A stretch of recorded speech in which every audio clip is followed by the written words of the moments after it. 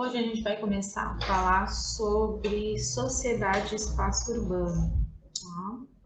Então, eu vou colocar aqui para compartilhar a tela com vocês.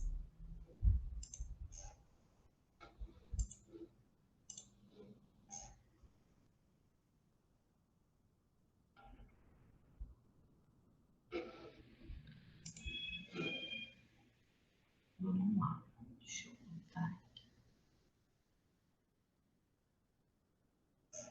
Então, assim, a parte que a gente vai estudar agora também é chamada de sociologia urbana, que é a parte da sociologia que se interessa pelas questões que envolvem, né, pelas situações, questões que envolvem comportamentos, interações, relações de poder, tudo dentro da área urbana. Então, aqui, inicialmente, eu coloquei para vocês um pequeno texto para nos nortear, para a gente entender mais ou menos o que nos aguarda durante esses slides aqui, durante esse assunto. Então, a Rubileus aguarda ansiosa a chegada do carnaval. Moradora de uma metrópole brasileira, gosta de participar, assim como tantos outros jovens, dos eventos culturais de sua cidade. No momento, só não conseguiu resolver o problema do retorno para casa após os desfiles, pois mora distante da região central e as principais atrações e eventos ocorrem longe do seu bairro. E a sua cidade convive com uma série de problemas, como o sistema de transporte ruim, os casos de violência, o alto custo das moradias e o fato de que o Estado só investe e promove eventos em áreas centrais. Ela sabe das dificuldades que enfrentará, mas não desiste, pois entende que a cidade deve ser um espaço para todos, e não somente para os que possuem mais dinheiro e poder. Então, aqui você já tem uma noção, né, do que a gente vai falar um pouco.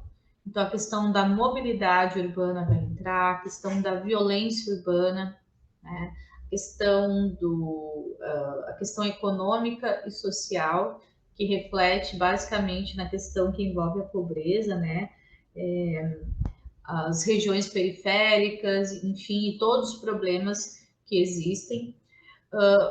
Como é citado aqui o fato de que as áreas centrais acabam recebendo mais investimento, mais cuidados por parte dos governantes, né?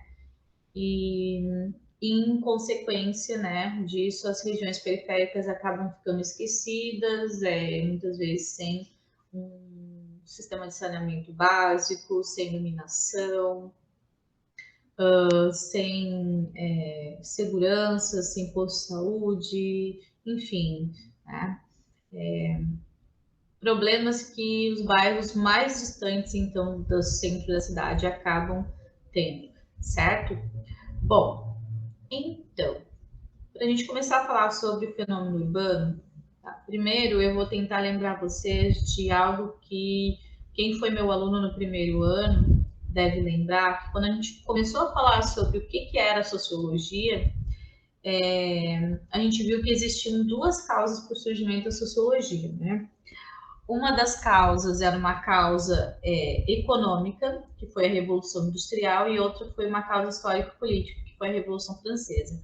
Então, focando na questão da Revolução Industrial, o que acontece? Se vocês lembrarem lá, começam a haver uma série de modificações, uma revolução mesmo, na maneira das pessoas viverem. Por quê? Primeiro, as pessoas começam a sair do campo para ir para a cidade, começa o êxodo rural. Tu tens as pessoas mudando a forma de trabalhar. Antes elas trabalhavam praticamente por conta, agora elas passam a trabalhar, passam a ter um salário, né? Começa um processo ali de proletarização. As cidades vão começando a inchar sem nenhum tipo de cuidado, sem nenhuma administração, né, efetiva para fazer as cidades crescerem e se desenvolverem de maneira adequada, tá? E num primeiro momento as pessoas vão para trabalhar na fábrica, depois as fábricas começam a ter a sua mão de obra, né, de certa forma trocada por máquinas, as pessoas acabam ficando desempregadas, coisas que não existiam. Então, por conta disso, começam a surgir uma série de problemas urbanos, né, que agora tu tem as cidades, E o que que acontece? Tu não tens nenhuma ciência que vá dar conta de estudar esses problemas, né? Que saiba estudar esses problemas que efetivamente estão acontecendo, tá? Então aqui a gente pega, né, vai na mesma linha, o fenômeno urbano é assim também. Ele vai então alterar comportamentos, né? Até eu estava falando com o pessoal, né, que já teve essa aula comigo, a gente vai ver ali a Times Square, né, que é uma avenida, uma rua mega movimentada, né, em Nova York, sempre muito movimentado, acho que 24 horas por dia, inclusive na pandemia, houveram alguns dias que assim, eles filmaram a Times Square totalmente vazia, que é algo assim, inédito e histórico. A própria epidemia que a gente está vivendo, provavelmente, ela tenha tomado a proporção que tomou, porque cada vez mais as pessoas estão vivendo nesses grandes centros urbanos, etc, etc. Tá? Então, quando a gente fala aqui, ó, alterou comportamentos. Né? Quem mora em grandes cidades, quem mora em pequenas cidades, sabe que, por exemplo, as pessoas que moram nas cidades têm uma forma de se relacionar, às vezes com o vizinho que mora ali num apartamento, aqueles edifícios enormes, de uma pessoa que mora, por exemplo, num lugar mais do interior, uma cidade menor, né? As interações sociais também vão ser modificadas, né? Muitas vezes são relações mais superficiais, as pessoas não se conhecem tão bem, né? Justamente porque talvez não parem para conversar, enfim, né? A vida é muito mais corrida, as pessoas passam muito tempo, às vezes, dentro do metrô, dentro do carro, dentro do ônibus, engarrafamento, estresse, uma série de coisas que às vezes tu não vai ter, né, em cidades menores. Tá? As relações de poder também são bem evidentes, porque, por exemplo, lugares onde recebem mais investimentos, custam mais, por exemplo, um imóvel, um terreno, né, vão receber mais investimento no sentido de melhorar aquela região ali. E o que não é bom, segundo esse ponto de vista, né, principalmente econômico, é jogado para fora daquele ponto ali das regiões centrais, né? Vai redefinir as trocas culturais e também as trocas estratégicas, então as coisas passam a ter novos significados, né? Sobre a questão do desenvolvimento urbano. Então, quando a gente fala em desenvolvimento urbano, a gente não está só falando em desenvolvimento econômico e crescimento das cidades, mas a gente também está falando em qualidade de vida e justiça social. Então, o desenvolvimento é isso. Né? O desenvolvimento urbano é isso, é você dar qualidade de vida para as pessoas e justiça social. Não promovendo as melhorias, as mudanças somente numa região, né? Mas sim para que todas as pessoas possam aproveitar, né? As coisas boas que a cidade tem ou teria a oferecer. Eu vou colocar para vocês agora, tá, um videozinho sobre a urbanização. Eu gostaria que vocês assistissem esse vídeo com bastante cuidado. Vamos lá?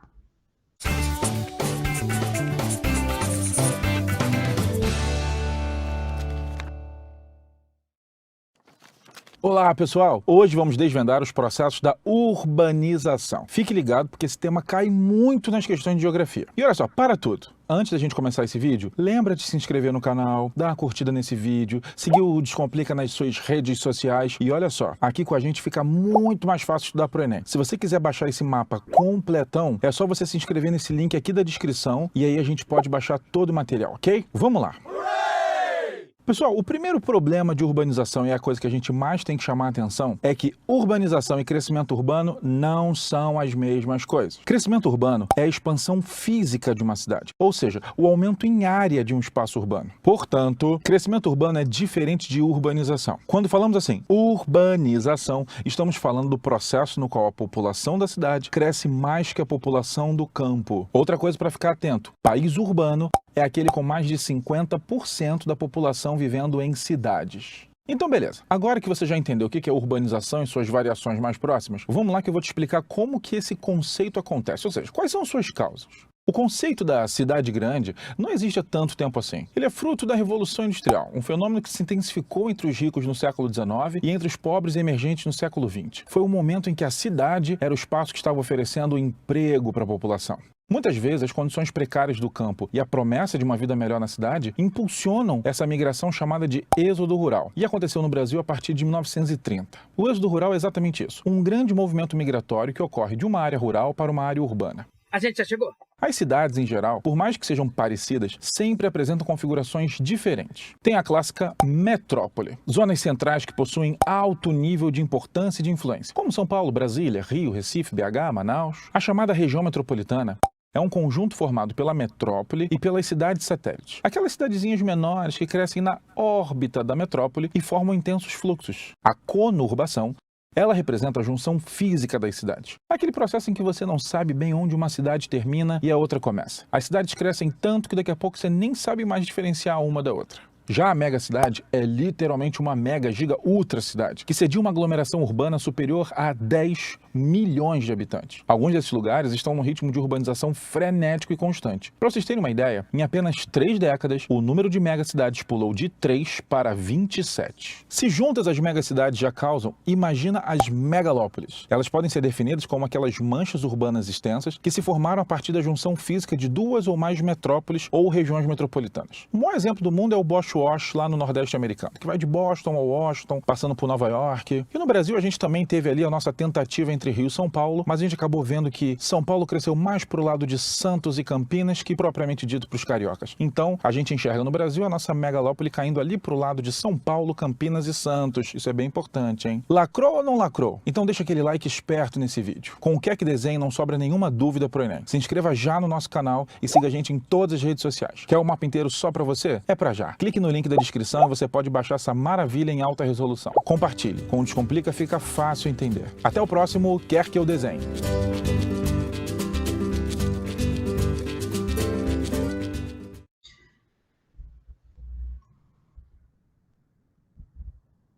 Bom, agora que a gente já assistiu o vídeo, eu vou dar sequência, tá, ao conteúdo, certo? Essa parte do conteúdo aqui fala em ordem versus conflitos. Ordem versus conflito. Então, as cidades surgem como resultado de transformações sociais abrangentes. O objeto de estudo e o que nos interessa aqui, então, são as cidades industriais modernas, principalmente as grandes cidades, né? Porque essas modificações, essas coisas que a gente está falando, por exemplo, às vezes uma cidade muito pequena, por exemplo, Ermo, tu não vai conseguir identificar aqui o que a gente está falando, por mais que seja uma cidade, tá? Então, quando a gente, por exemplo, eu que já morei em cidades como Pelotas, Caxias, que são as 2 maiores cidades do Rio Grande do Sul, consigo, né, perceber as diferenças, né, entre uma cidade mais pacata, por exemplo, como Arroio, que é o lugar que eu moro hoje.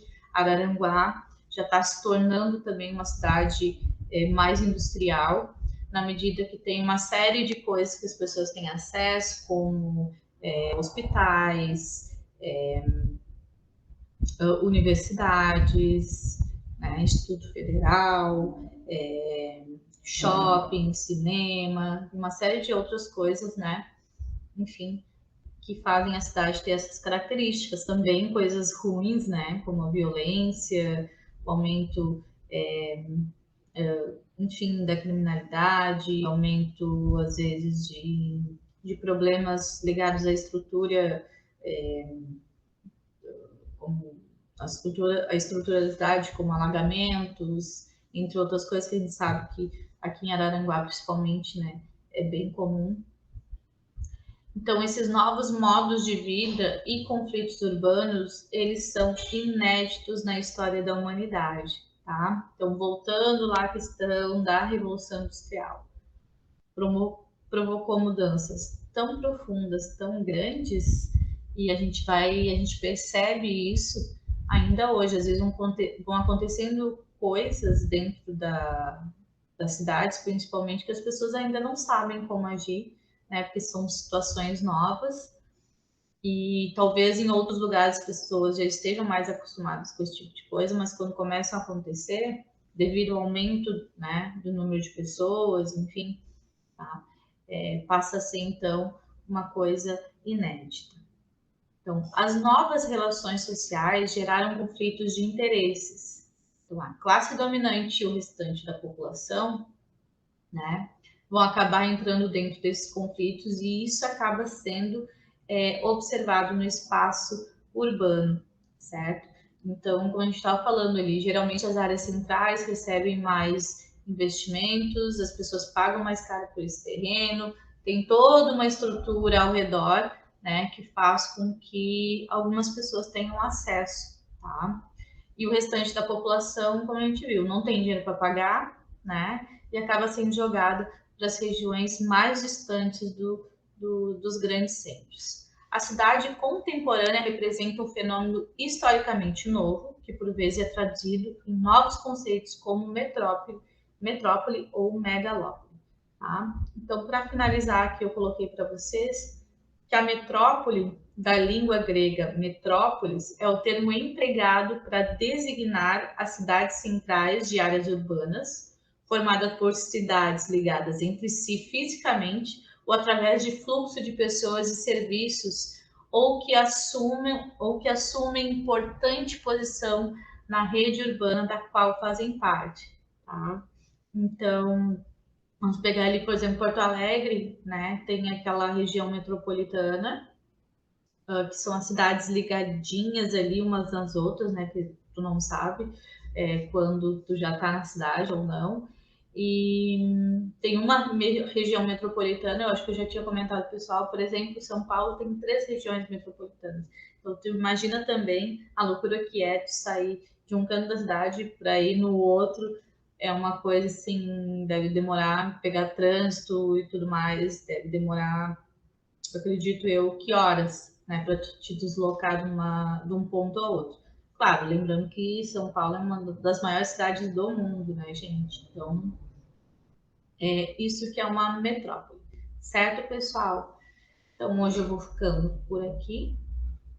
Deixa eu colocar aqui para vocês, interromper compartilhamento. Espero que vocês tenham gostado. Grande beijo para todos vocês e aproveitem para estudar.